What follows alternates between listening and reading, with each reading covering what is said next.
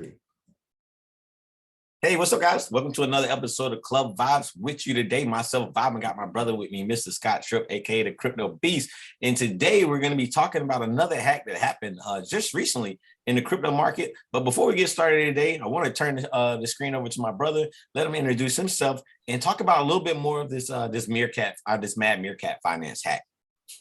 Yeah, for sure. So Scott Tripp with Blockcast, as well as another place that I worked for, a big one, but that doesn't matter right now. This was more focusing on Blockcast. Excited to be here. It's kind of funny. I was actually watching this hacker actually in a group where they were discussing it as it was going on. So I'm kind of intrigued by this all. And I'm glad that we're able to shoot a video today and really discuss it. So I'll share the screen with the first news article. Give me 1 second. And while Scott's pulling that up, and this hack happened on the Kronos blockchain, there's been a lot of interaction happening on Kronos lately. A lot of people mad about the percentages going down on the staking and things like that. And then here we are with an exploit happening, and Scott's going to dig into it. So go ahead, Scott. I see your screen up now. Yeah, for sure. So Kronos DeFi project Finance suffers $2 million exploit. The attacker injected a malicious contract address in an Finance front end and stole about 2 million from unsuspecting users. Finance, the biggest decentralized exchange on crypto, suffered. It just talks about it. They leveraged a DNS vulnerability, injected a malicious contract address on the project website's front end to divert funds into their own wallet. Finance said it tracked the perpetrator to the OKX exchange and warned it will contact the FBI if the 90% of the funds are not returned within 48 hours. It just says here, we are verified that there's a front end breach. Please do not perform any transaction or your funds will be sent to the exploiter wallet. We will be disabling the front end ASAP. We have verified there's a front end breach. So they're just continuously talking about it, how they track down the funds. We have traced your funds to OKX exchange, said Finance, before warning the hacker to contact the FBI if they didn't return 90% of the stolen funds within 48 hours. With all these information, we have more than what we need to bring the information to the FBI, they said.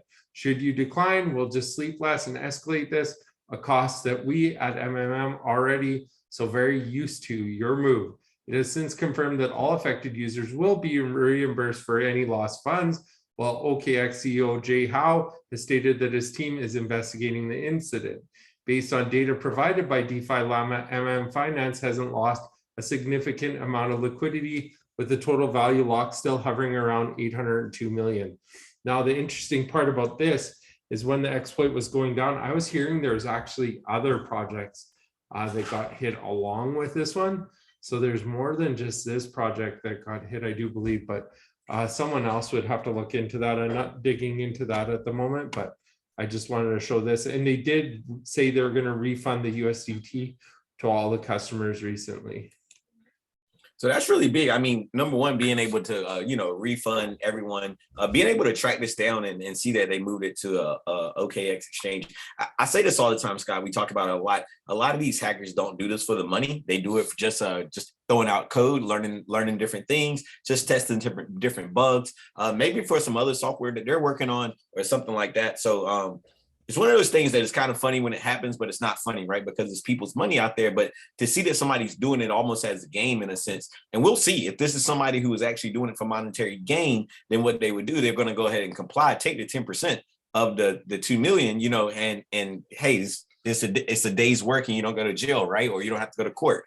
So it's kind of one of those things that you got to, like, if you're a hacker, you got to take with a grain of salt, right? Like, this exploit wasn't the biggest exploit we've seen, but it was something that affected a lot of users. And it's good that they tracked it down, and it's good that they're already going to talk about giving it back. But it really was funny that this same bug happened to multiple projects who had forked off this same smart contract. And this is one of the things that happens when you fork a contract, that you're susceptible to the same bug as the contract that you copied and pasted. So this is one of those things that more than one party got affected. It's good good. It's good to see OKX is stepping in. Everybody stepping in that give a helping hand and trying to help out and say, hey, look, we're going to make sure we take care of the users. We'll find a malicious actor later. We want to go ahead and reassure the users that, hey, we're gonna take care of you guys. And here's the thing that you said at the end that I liked a lot is that the TVLs hasn't been affected. Like, this is your total value lock. This is the stuff that people are building on. So when you go to DeFi Llama and you look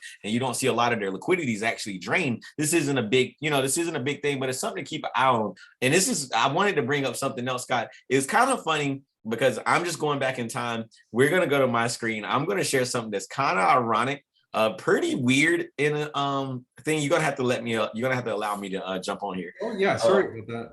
You're all good, brother. There you go. So the funny thing is we're going to go on here. 1 second. All right. We're going to go on here and we're actually going to look at another project that happened this same day last year. And guess what the project name was? Oh, March 4th, 1 month before, but pretty darn.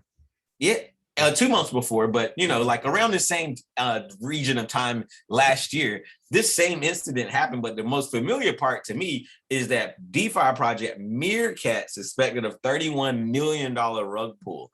So this was something that came out, last year, but it was the same kind of fake phishing attack. They stole a lot of money. This is 73,635 BNB.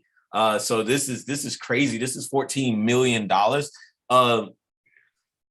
It almost makes me kind of think about it. Was this the same people? Is this something that's been happening? Is this something that we're not even taking into consideration? Maybe not. I don't know. Maybe it's just coincidence, right? But I just thought it was kind of funny that this same thing happened, a year ago, same project name. I think for me personally, Scott, I'm going to stay away from the meerkats. I don't want to be bit by a meerkat.